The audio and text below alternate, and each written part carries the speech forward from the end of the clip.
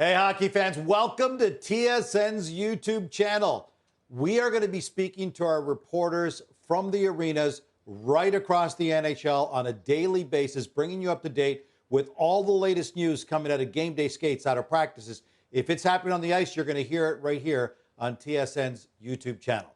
Let's get at it. Game 2, Toronto Maple Leafs and Boston Bruins tonight in Boston. Mark Masters, he of Masters Nation, now joins us from the practice facility in Boston. Mark, obviously the number one question on every Leaf fan's mind and Bruins fans' mind, what is going on with Willie Nylander?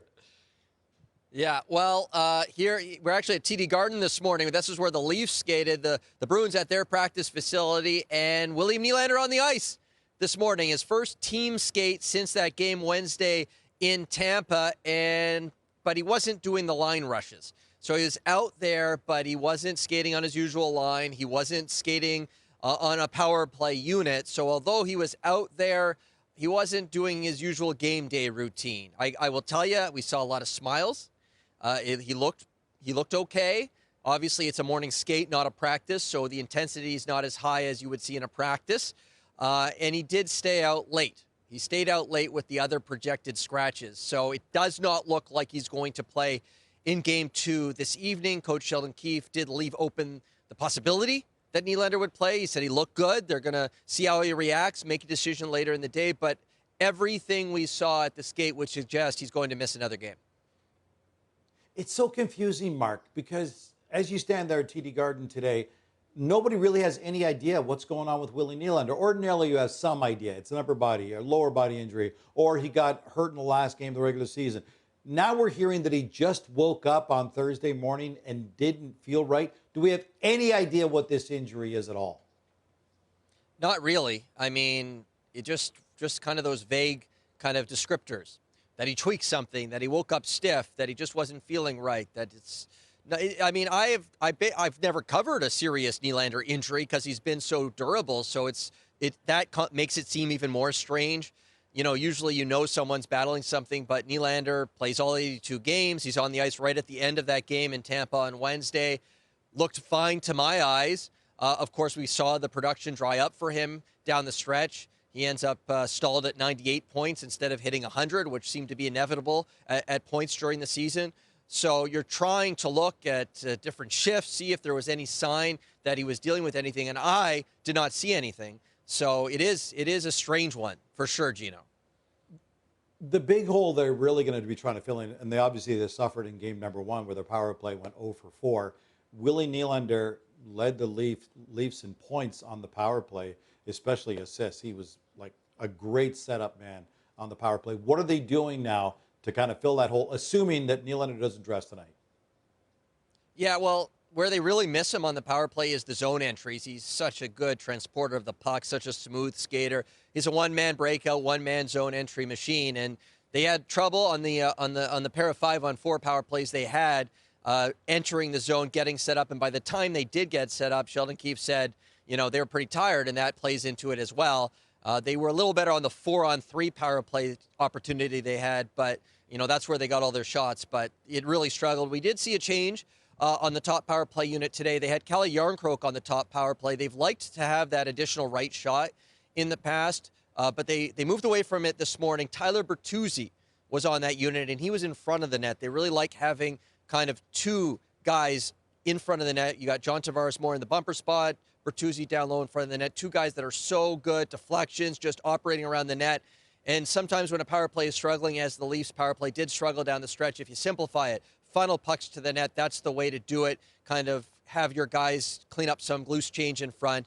And so that seemed to be what they were looking for at today's practice. We see Tyler Bertuzzi getting a shot on that top unit. You mentioned the word struggling. You say struggling, you got to talk about Ilya Samsonov. Struggled in game 1, gave up 4 goals on, the NHL says, 24 shots against, a brutal save percentage.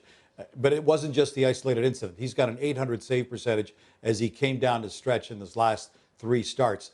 I'm assuming Samsonov gets the start right now. Is that the case? And if that is the case, how short is the leash on him right now? Samsonov is going to start. He did his starters routine. He was the first goalie off the ice.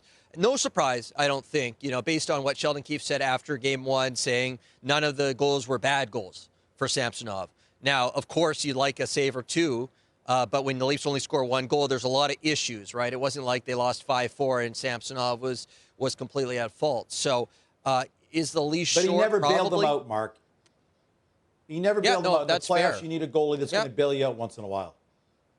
Yeah, well, Boston had that, right? Jeremy Swayman was excellent, and the Boston Bruins had the better goalie. So the other thing is Joseph Woll did not play great down the stretch. So it's not like he was, breathing down Samsonov's neck at the end of the season. Samsonov, 15 goals allowed in his last 3 games. I liked his response when I asked him about that after game one, and he said, "Oh, I'm not losing my confidence. We've seen how I've played the last 3 months of the regular season.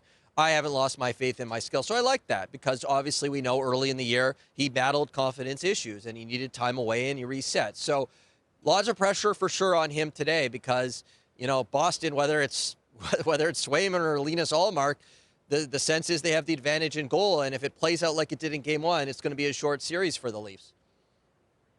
Nice segue, Swayman or Ullmark. That's the big question now going into name number 2. Swayman only gave up 1 goal on 36, so he looked phenomenal. But we know during the regular season, all season long, they've gone back and forth. Their numbers almost identical. Last year in the playoffs, they went with a true number 1. It didn't work out. They got upset in the opening round.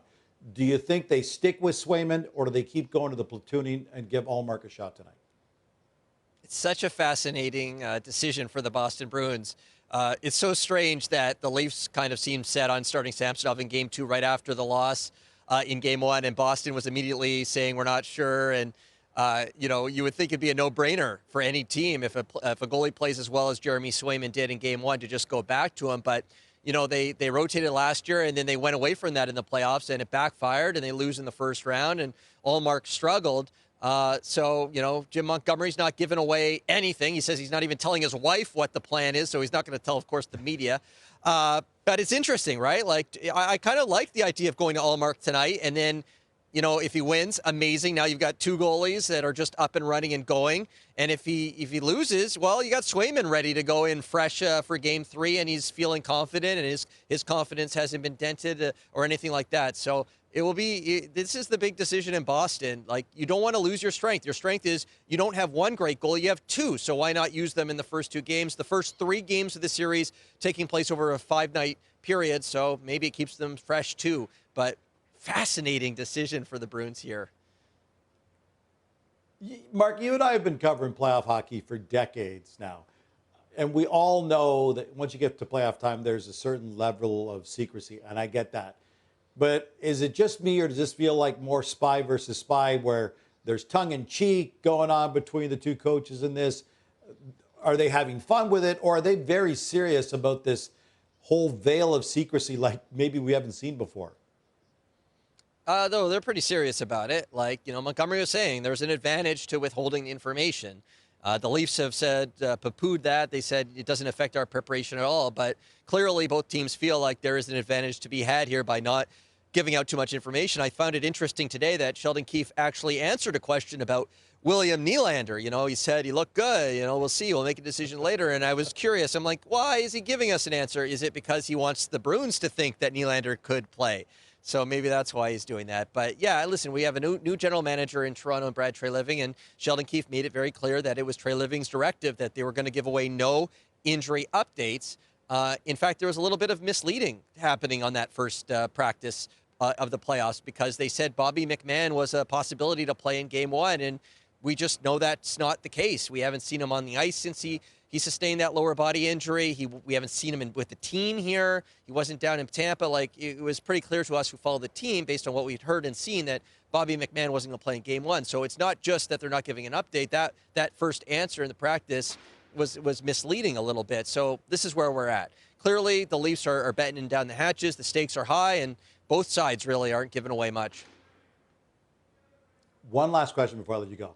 Obviously, we were all talking about the Leafs not wanting to get out-muscled against a more physical team like the Boston Bruins. So they tried to elevate the muscle side of things. We saw Max Domi going at it with Marchand right off the faceoff. We saw what happened with Reeves when they got caught on that trying to make the extra hit. 2-on-1 the other way, they get scored on. And then Domi takes that slash, that undisciplined slash, according to Sheldon Keefe, on the wrist of Marchand. That cost him as well. Are the Leafs trying to do more than they're actually capable of doing and just need to accept the fact they're not as physical as Boston, or do they need to keep pushing back in order to have a chance in this series? Well, I was thinking back to the last regular season game between the teams, and it got pretty physical, and Domi went after Marchand and tried to fight him. And I remember what Montgomery said after that game, which was, I liked our team's physicality. Theirs was too late. I think that the Leafs are happy with their physicality and intensity in game one, how they handled the scrums, how they handled that. Of course, Domi takes that penalty. Sheldon Keefe did not like it, but he also said he loved Domi's intensity and he loved what he brought to the group in that way. He also said a little bit of gamesmanship this morning. He also said that Marchand is likely to make similar slashes throughout this series, and he was saying, planting a seed with the officials and saying, let's see if those get called. So I think the Leafs are happy. They're happy with how they played in that area of the game. They want to continue that. I'm sure both teams will want to try and assert themselves physically, but the Leafs do not feel like they were pushed around. They don't think that was a problem at all in game one. Of course, they ought to be a bit more disciplined, but in general, they thought that they were fine in that department, and that wasn't the reason they lost. All right, Mark. Mark Masters reporting from TD Garden, where the Leafs are getting set to face the Boston Bruins in game two, trailing the series 1-0. A reminder, hockey fans, every day on the TSN YouTube channel, I'll be speaking to Mark Masters, Farhan Lalji, John Luke. We'll be talking to reporters right across the country as we continue to give you daily coverage of the Stanley Cup playoffs here on the TSN YouTube channel.